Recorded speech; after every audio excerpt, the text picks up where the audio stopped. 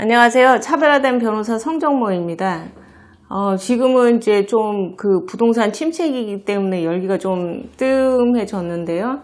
제가 이제 중앙행정심판위원회 국토해양 심판과장으로 있을 때 굉장히 부동산 경기가 이제 화랑이었기 때문에 대규모 공익사업도 굉장히 많이 이루어졌고, 이제 수도권 지역에서 공익사업도 많이 이루어졌고, 그 다음에 이제 그런 것 때문에 이제 분양권, 입주권 취득과 관련해서 그 다음에 이제 나가야 되는 사람들, 세입자들 입장에서는 어쨌거나 뭐 입주권도 있지만 우선은 나가야 될 거 아니에요. 그러면은 그냥 나갈 수는 없고 보통 이사비 같은 걸 이렇게 받거든요. 그 다음에 이제 뭐 영업보상 뭐 이렇게 해가지고 과연 영업보상의 대상이 되냐부터 시작을 해서 그 다음에 이제 농어촌인 경우에는 영농 같은 걸 했느냐, 이제 그런 거를 증명하는 수단, 그런 것도 굉장히 많고, 그 다음에 이제 거주, 어떤 사업 시행일이라고 하는 기준점이 있어요. 무토 떼고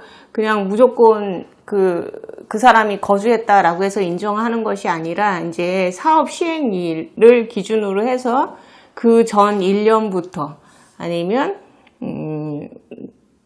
보통 뭐 한 달 전부터 뭐 이렇게 해서 여러 가지 그 사업 시행지구에 따라서는 요건이 다 틀리기 때문에 그때부터 거주했느냐, 그 다음에 이제 수용 재결일까지 거주를 했느냐, 거주의 계속성, 이런 것도 굉장히 문제가 되는 사건이 많았습니다. 그래서 그때 이제 처리한 사건 중에 이제 하나가 뭐냐면, 이제 아까 말한 대로 주거용 건물의 거주자인 경우에 이제 세입자인 경우에는 이사를 나가야 되는 거잖아요. 이사를 나가야 되면 이제 주거 이전비가 문제가 되는 경우가 많죠. 그래서 주거 이전비에 관해서는 이제 공익사업을 위한 토지 등의 취득 및 보상에 관한 법률, 이게 이제 공익사업과 관련된 일반법입니다. 이제 그 법을 토대로 해서 그 사업 시행자가 이제 시행 계획이나 아니면 주거 대책, 이주 대책 이런 걸 굉장히 이제 마련하고 막 그렇게 하거든요. 그래서 이 법률이 되게 길기 때문에 보통은 토지보상법이라고 합니다. 이런 토지보상법 제78조 제6항에 의하면 이제 이전비에 대해서 설시를 해놨어요. 그래서 주거용 건물의 거주자에 대하여 주거 이전에 필요한 비용과 가재 도구 등 동산의 운반에 필요한 비용을 산정하여 보상하여야 한다라고 이렇게 되어 있어요. 그러니까는 이러한 사업을 시행하는 시행자가 그러한 이주 대책을 마련해야 되는데, 그 이주 대책 중에 하나가 주거 이전비에 대해서 보상을 해줘야 된다라고 하고 있고, 그 시행규칙에서 54조 제2항에 의하면 공익사업의 시행으로 인하여 이주하게 되는 주거용 건축물의 세입자로서 사업인정 고시일 등 당시 또는 공익사업을 위한 관계법령에 따른 고시 등이 있은 당시 해당 공익사업 시행지구 안에서 3개월 이상 거주한 자에 대하여는 가구원수에 따라서 4개월분의 주거 이전비를 보상하여야 한다라는 규정을 두고 있습니다.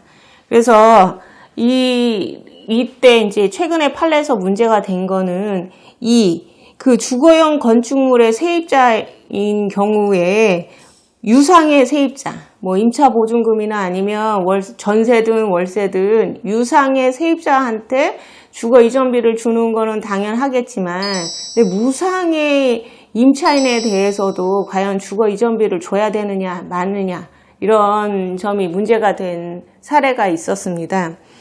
이제 문제는 이 토지보상법의 시행규칙이 2020년 12월 11일 날 개정이 되면서 거기에 무상의 세입자라고 하는 부분이 이제 이미 추가됐어요. 그렇기 때문에 지금 현재 상황에서는 무상의 세입자도 당연히 주거 이전비를 받아야 되지만, 그 2020년 12월 11일 시행 이전에는 무상의 세입자에 대해서 주거 이전비를 줘야 된다는 규정 자체가 없었기 때문에, 과연 그러면 그런 무상의 세입자에 대해서도 주거 이전비를 줘야 되느냐 마느냐에 대해서 판례가 최근에 결정을 했는데, 당연하다. 주거 이전비라고 하는 것 자체가 그 공익사업을 시행함에 있어서 시행하고, 그래서 원래는 나 여기 살고 싶었는데 이런 공익사업으로 인해서 쫓겨나야 되는 세입자한테 그게 유상이든 무상이든 그 세입자한테 그 어떤 손실보상의 대가로서 주는 거기 때문에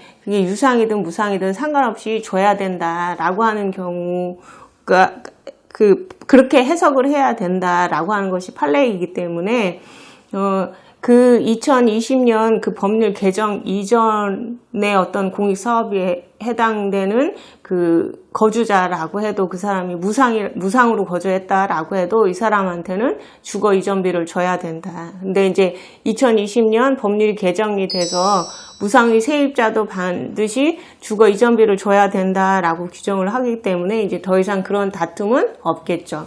그래서 그런데 이제 아까도 말씀드렸듯이 이제 이런 부분에 관해서는 그러면 내가 그러면 이주학에 해당되는지 내가 주거 이전비 받아야 되는 세입자에 해당되는지 무상인지 유상인지 그거는 증명할 필요가 없지만 내가 주거 이전비를 받아야 되는 세입자에 대해서는 누가 증명을 해야 되느냐라고 하는 거에 대해서 판례는 세입자가 증명을 해야 된다. 근데 다만 정비사업 시행으로 이제 그 원칙적으로는 사업 시행 계획 인가 고시일이 확정되고 거기에 이제 이주 대책으로서 주거 이전비에 대한 내용도 있기 때문에 세입자가 사업 시행 인가 고시일까지 해당 주거용 건축물에 계속 거주하고 있다면 특별한 사정이 없는 한 그 사람에 대해서는 주거 이전비를 줘야 된다. 그래서 그 사람이 그러니까는 거주하지 않았다는 부분에 대해서는 사업 시행자가 증명해야 된다라고 하는 부분인 거죠. 근데 이제 제가 국토해양 심판과장을 함에 있어서 그 거주의 계속성에 관해서는 굉장히 문제가 되는 경우가 많습니다. 이제 사람들이 이제 부동산 투자에 대한 그 어떤 인식이 높아져 가지고요. 주민등록상으로는 그 사람이 그 사업 시행 지구 안에 주소가 되어 있어요. 그런데 실질적으로는 그 사람이 주거하지 않은 사례가 꽤 많습니다. 우리도 방송에서 보면 어디가 개발된다라고 하면 거기다가 무슨 비닐하우스를 지어놓거나 아니면 컨테이너 같은 걸 놓고서는 이제 주소만 거기다 이전을 해놓고 실질적으로 거주하지 않고 그런 경우도 많잖아요. 그러니까 거주의 계속성이라고 하는 것은 이주대책 대상자이냐라고 하는 부분도 굉장히 중요해요. 이주대책 대상자가 돼야만 내가 입주권이든 아니면 그러니까 공익사업으로 발생하는 그 토지에 대한 딱지? 이런 거. 그런 거를 받아낼 수 있기 때문에 이 거주했느냐 안 했느냐는 이러한 공익사업에 있어서 굉장히 중요한 요소 중에 하나인데 아까 말씀드렸듯이 주민등록은 되어 있지만 실질적으로 거주하지 않은 사람에 대해서는 사업시행자가 거주를 안 했으니까 당연히 이주 대책 대상자가 아니다라고 하거나 주거 이전비 줄 필요 없다라고 얘기하겠죠. 그럼 당연히 그 사람은 왜 내가 주민등록상 주거가 되어 있음에도 불구하고 왜 나를 대상자로 안 해주느냐, 그다음에 나 거주했다라고 해가지고 그걸 증명하는 여러 가지가 필요합니다.